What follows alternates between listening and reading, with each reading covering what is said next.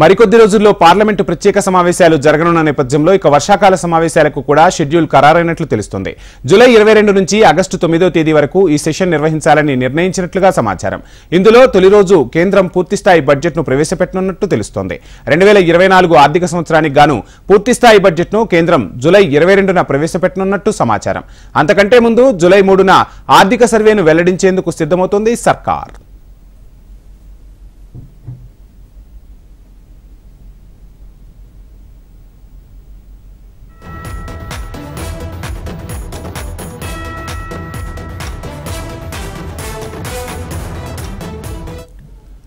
ఇక కొత్తగా ఏర్పడిన 18వ లోక్సభ సమావేశాలు జూన్ 24 నుంచి జూలై 3వ తేదీ వరకు జరుగుతాయని పార్లమెంటరీ వ్యవహారాల శాఖ మంత్రి కిరణ్ రిజిజు ప్రకటించారు.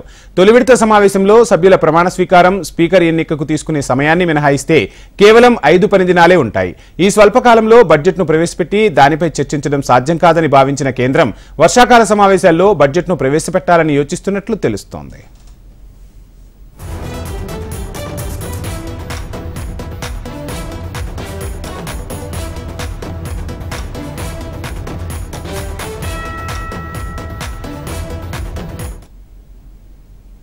ఇక ఈ క్రమంలోనే జూలై 22 నుంచి ఆగస్టు 9వ తేదీ వరకు వర్షాకాల సమావేశాలు నిర్వహించాలని నిర్ణయించినట్టు తెలుస్తోంది.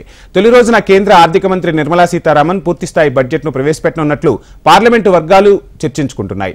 అంతకంటే ముందు ప్రత్యేక సమావేశాల చివరి రోజైన జూలై 3న ఆర్థిక సర్వేను పార్లమెంటు ఎదుట ఉంచనున్నట్లు తెలుస్తోంది. దీనిపై ఇంకా అధికారిక ప్రకటన మాత్రం వెలువడలేదు.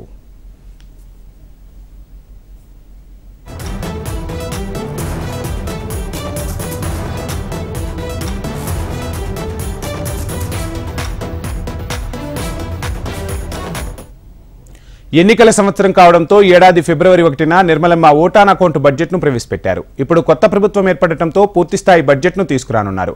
ఇప్పటి వరకు మొరార్జీ దేశాయ్ వరుసగా 6 సార్లు బడ్జెట్ సమర్పించారు. ఈసారి బడ్జెట్ ప్రవేశపెడితే నిర్మలా సీతారామన్ మొరార్జీ దేశాయ్ రికార్డును బ్రేక్ చేయనున్నారు.